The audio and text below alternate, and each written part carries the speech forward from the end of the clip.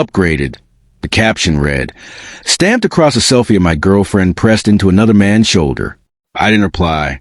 I just sat there, phone glow in the dark, and felt something inside me go perfectly still. I'm 34, a civil engineer in Denver. We'd been together 6 years. Long enough to have routines that felt like vows. Long enough for a coffee order to live in my head. The distance had crept in quietly. Canceled plans blamed on deadlines. Laughter that stopped when I walked into a room. A new habit of locking her phone face down. I told myself it was a phase. I always told myself that. The photo came at 11:47 p.m.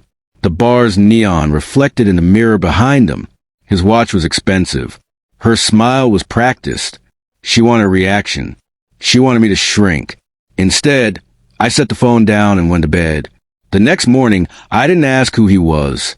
I didn't ask why. I asked one question, clean and calm. What did you want me to feel when you sent that? She laughed, sharp and dismissive. Relax. It was a joke. You're overthinking. I didn't raise my voice. You sent me a picture of you with another guy and called it an upgrade. She shrugged. I needed to see if you cared. That was a betrayal, not just a man, but the game. Using humiliation as a lever, turning my dignity into a test. We met that evening at a cafe near our old apartment. Neutral ground. She arrived late, slid into the chair like nothing had happened, and ordered a drink she knew I hated. Small choices can be loud. So, she said, are we doing this or not?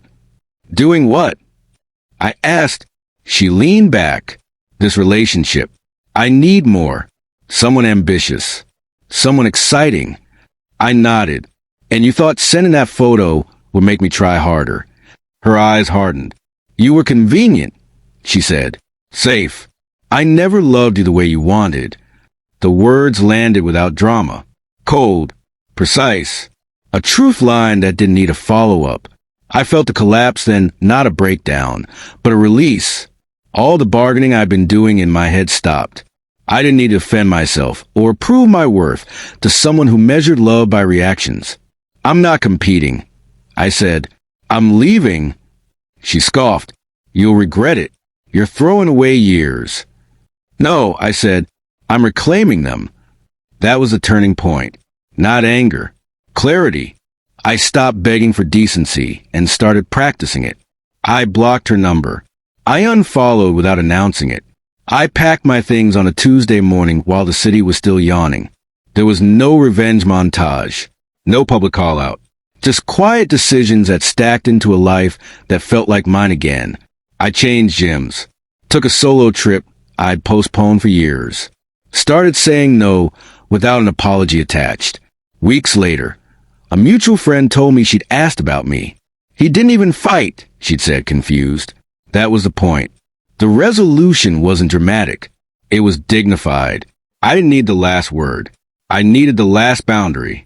Here's what I learned. Silence can be strength when it's chosen, not endured.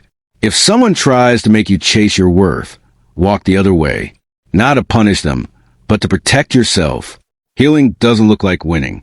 It looks like peace you no longer have to explain.